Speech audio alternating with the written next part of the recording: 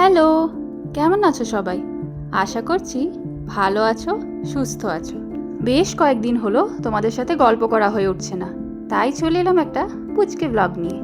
এই যে গতকাল সানডে ছিল, আর সানডে মানেই তো ছুটির দিন। দুপুরবেলা একটু বেরিয়েছিলাম, একটা ইনভিটেশন ছিল, তারপর সন্ধেবেলা রিটার্ন করার পরই শুরু হলো বৃষ্টি। এইদিকে পাহাড়ে বা সমতলে এত পরিমাণে বৃষ্টি হচ্ছে যে তিস্তা বা মহানন্দা জলে ভর্তি হয়ে গেছে। বাড়ি ফিরে ভীষণ আইসক্রিম খেতে ইচ্ছে করছিল। স্যাটারডে নাইটে আমি একটা ম্যাঙ্গো আইসক্রিম বসিয়েছিলাম। সোশ্যাল মিডিয়া স্ক্রোল করতে করতে প্রায়শই এই আইসক্রিমের রেসিপিটা আমার কাছে আসছে, আর দেখলাম বানানোটাও বেশ ইজি।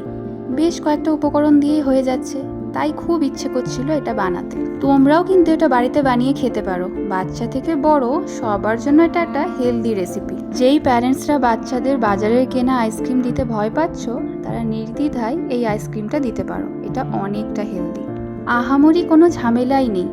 এখন তো আমেরই সিজন, বেশ খানিকটা আমের পাল্প, সাথে দুধ আর অল্প একটু চিনি বা পরিবর্তে মধু ইউজ করতে পারো। সবকিছু একসাথে মিক্স করে একটা আইসক্রিম কন্টেনারে বসিয়ে দাও, তারপর দেখো ম্যাজিক।